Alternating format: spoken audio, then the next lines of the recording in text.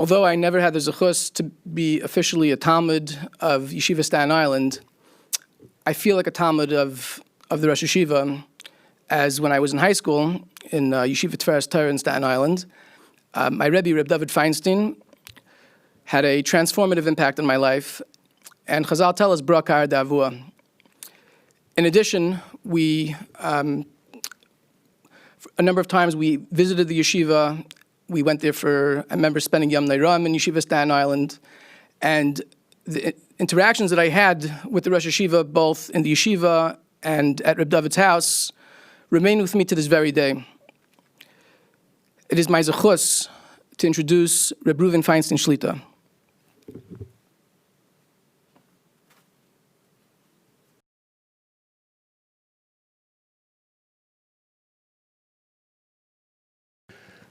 I'm sure most of you heard that I just lost my brother, Rav David Feinstein, someone who I personally knew as a gadol, who was in Teire. I used to speak a lot in learning with him, as a paisik.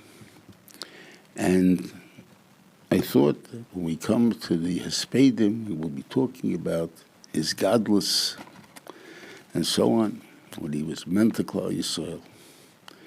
And instead, I've been hearing many stories of chesed. And it bothered me a little bit why we are so impressed with that. Every one of us has those abilities in us. We're all the Bnei Avraham Yitzchak Yankif. We all have the milas that they had. They put genetically into us that we're Gemel Chasodim, we're Chmonim, we're Baishonim. But they were Gemel Chasodim. And therefore, what should be the mile? I don't understand. So I think I'll try to explain a little bit how this all comes about and what maybe is the problem, that why we're impressed with it and why we shouldn't be. In Parshas Kisavei, it says the bris that we made with HaKadosh Baruch Hu. It says, as Hashem hemacha hayom liyos l'chol elokim, you chose God to be your Elokim, v'leleches b'drochav, to go in His ways, v'lishma chukav t'moit b'sveisav v'toreisav, and to learn His Torah. V'Hashem hemich hayom, and God chose you today, liyos lo le'am zgula, kashadiber, v'lishma kol mitzveisav, and to learn all His mitzvahs, and l'sitcha elyon. The question becomes, it doesn't seem that we made the same agreement. Klal Yisrael is agreeing only to do his mitzvahs. He's demanding or wants we should do all his mitzvahs, or all go in all his ways. What does that mean? If it doesn't mean a difference, so why do we have that word curled in there?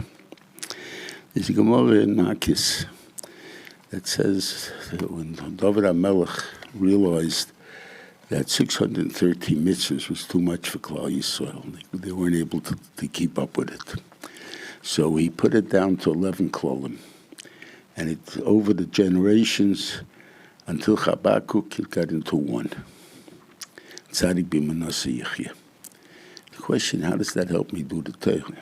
I still have to learn the mitzvahs. I still have to know what the dinas are. But the way you do the mitzvahs and the enthusiasm behind it, Tzadik b'manasa yichya, that will give you sufficiently what you have to have for that. So if the difference is there's no difference, so why do we have to learn 613 in the first place? We just let just that. We should have done Tzaddik B'Minasi Yechia. In time of Moshe Rabbeinu even. Why did it have to be that we tried to do all 613? There's a Gemara in Makis. In Tainis, about Nochmish Gamzu. Nochmish Gamzu was returning home from Ishver, and he had with him some donkeys loaded with good stuff. And a man came over and asked for some food. And he said he's going to get it. He got off right away. He got off his donkey. And by the time he came back to give the man the food, he was dead. And he took upon himself that he should have the feet that didn't run fast enough, the hands that didn't comply enough, the eyes that didn't see the problem. And all of these things, he should be blind, he shouldn't have any hands, he shouldn't have any feet, and he should be full of boils. And the Talmidim asked him, so much? And he said, if not that, it would have been worse in Yenevelt. The question becomes, I'm sure he jumped off and ran as fast as he could. You're talking about a Tana over here. He ran as fast as he could to do the mitzvah. So how come, what's his fault if the person died by the time he came back? That's the difference. If he would have learned kol mitzvahs, he would have learned everything. He would have understood how hunger works. And it's possible that a person could be standing in front of you and in 1 minute he can die. On the other hand, because I'm only reacting with mitzvahs, then it's a point that I don't see this problem. And where do we see this? There's two Gemaras about how do we emulate HaKadosh Baruch Hu's Meisim. One of them is Proteus, God, Imam al-Sharumim, Mevake Chaylim, Menachem Avelim, Mikaba Mesim. That's the Rabbeinu Shalom. And then second place says Mahu Rachum Avat. We all understand if a person has pity, if he sees a naked person, he's going to go give him clothing. There's no question about it. So why is the pshat that it's the same thing? No. A person who has pity is a reaction. When he sees someone naked, that's when he's first going to go give the guy clothes. A person learning the law of nakedness will make sure that it's proaction, that he's ready with clothes for case he meets a person that's naked. And therefore, if Nachum Ish Gamzu would have learned, he felt that he should have been a person that learned all the mitzvahs, he would have had bread or food right next to him all the time. And therefore, if someone would ask him, he'd have it right in the pocket. But now he didn't understand that, so he only reacting to the maises, so therefore the person died at that time. That is the difference between the two. Now, what are the chasodim that we know about Avraham Avinu? Avraham Avinu, the maises of the Gemara Chasodim, we learn out from the mice of the three malachim who came to him. Now, we have to understand the story. Here he is, Avraham Avinu's in front of his tent, waiting for guests to come. Finally, 3 guests come. And what does he do? He has to run to Sarah, please make bread. No bread in the house? You're waiting for guests and there's no bread in the house? And what else do you think? You ran to the baka, who's a live baka. You're going to first shecht it, and you expect it to be ready when? Take you hours to make it kosher, after trebering and butchering and all the and kashering it, and then cooking it. Hours. So where is the chesed? Pshat is for actual now. I have something to give you, and that's what the milk and the cream was. But I want you to feel that I'm doing all this for you. Not just I'm ready, they could eat good in my house. That's not the issue. I want them to feel that you're choshev enough that I'm going to do this for you. And that gives a person self-confidence, it gives them self-esteem, it helps a person to become a mensch. And that is probably the chesed that goes along with the tzedakah that he gave them the meal. That's Avraham Avinu. Rivka Imenu, what's the story about her? In this, Eliezer makes a tefillah that the girl he asked for to give him a drink of water, she will say, Adoni b'gam malecha ashkim. Okay.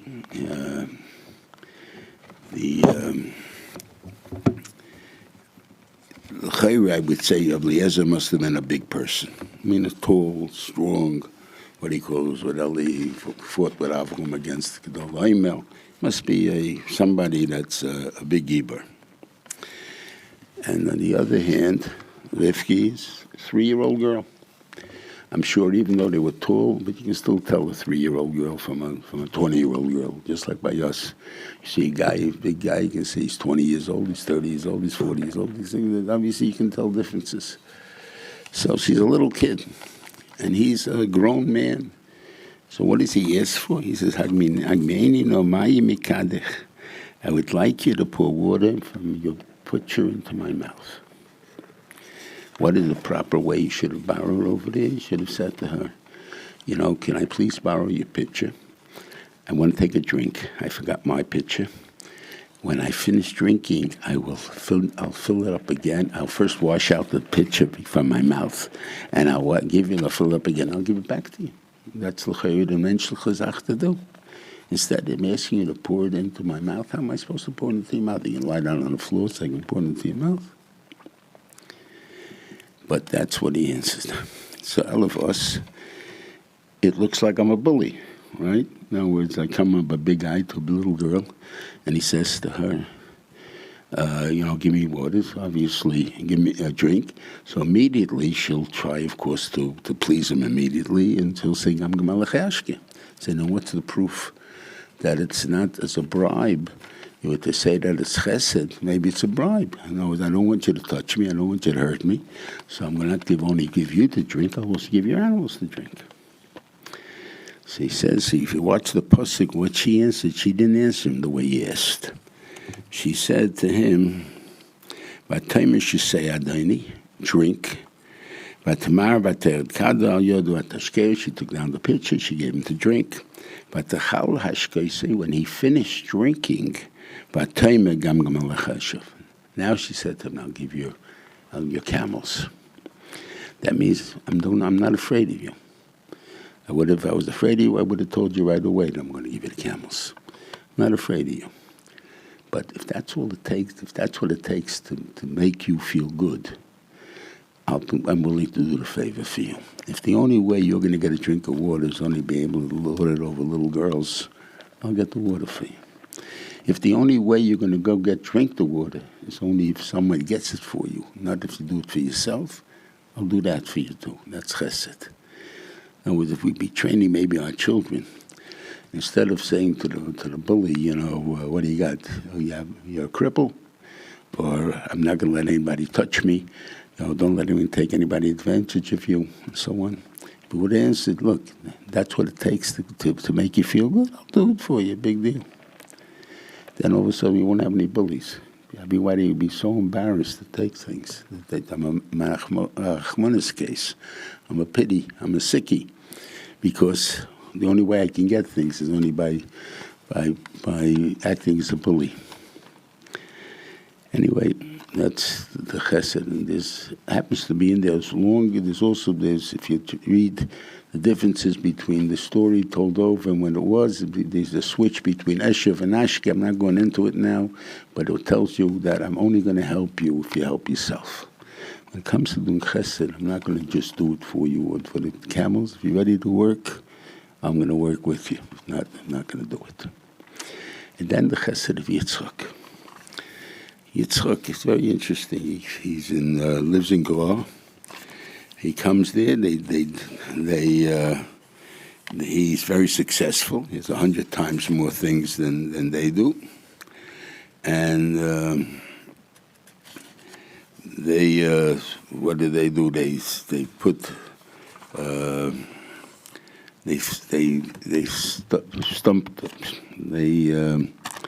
filled up with earth the wells. In other words, that they couldn't be used.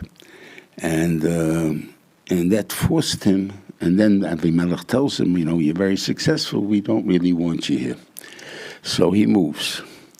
And he knows that the reason they filled up the wells with water is not because of the excuse they gave him, which was that, it's right next to the city, in case there's a siege, it's outside the city, the enemy will have water, and therefore be a long siege. We have to get rid of these wells. Instead, so they did that. But I know they really need the water. And the only reason they did it was to get rid of me. I left. I went to down south. I went back and I opened up all the wells. Even though I'm not going to drink from them. I'm not going to have any enjoyment from the wells, but the people need it. I did it even for my enemies in a way. Because they didn't want me around. They don't like me. I still did it for them. That's the chesed that's in our bodies, that we have, that we can do.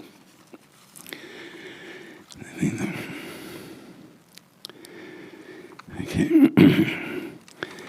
Just want to say a little bit about the chiyuv tzedakah. Our chiyuv is de machzorei. Means whatever the person needs, that's what we got to give him. Sdoim, on the other hand, Sdoim is a very interesting city. Where do we find that Rebbeinu Shem comes and destroys Rishoyim in this world? They may do it in a natural way. Hitler was by Gorosh, got rid of him in a natural way. But where does he come down personally and destroy a city? Only Sdoim you find him. Why were they so bad? What would they do so bad? Their evil was not in what they did. That people, the whole world recognizes the evil of that evil. What they did was, we got a better system, Rabbeinu Shalom, than you have. Your tzedakah is they machzorei. They machzorei. It's very hard for people to accept upon themselves. We have an eitzah. Write a check. That's it. Where do we see that? That was their eitzah. It says one of the stories that's brought down is that when the poor person would come to Sdoim, everybody would give him a gold coin with their name on it. And he would collect the tzedakah, and then he would try to go buy something. Nobody sold him anything, and he would die of hunger. And then everybody came and took their own coin back. What bothered me about the story is, if somebody doesn't like tzedakah, he feels the person's a parasite by asking for tzedakah, isn't this his final chance to give that guy musa and to call him names and everything else and throw him out of his house instead of giving him the coin? So obviously, if he gives the coin, must be he believes in tzedakah. So then what was wrong? Because they wrote that they gave him the tzedakah, but they didn't bother figuring out how he's going to eat. Someone comes to your house 12 o'clock at night and there's no place to eat except in your house. You have to make him supper. You have to give him food. You can't just say, here's tzedakah and go away. If I come in the time when the stores are open, you can give me a check and tell me go to the store. But not when I come in the time when it's not open. Imagine the times, Sdoim also gave tzedakah, but there are times when they die in Sdoim. When? Let's say it's July 4th. And July 4th comes out on a Tuesday. So everybody's closed for the week. They're not closed just for the day because it doesn't pay when to open up. If that's the case in little towns, the whole town closes down. If the whole town closes down, the person hasn't got where to go. And therefore he'll die of hunger. So you're telling me you're doing a better thing than I did, and you have people that die by you. That's the problem with Sdoim. It's not better, it's worse. And the thing is, we have the machzorei. Klal Yisrael needs everybody that we have. We need your checks. Nobody's turning down the check, but with the check, we need you personally. And we need you personally not only to do simple labor, but the chesed that each one has. How they're going to do the things that are necessary for Klal Yisrael. It will be done with ahava and with kavod to everybody. We should always have atzlacha, bracha, tzlachas. Be well.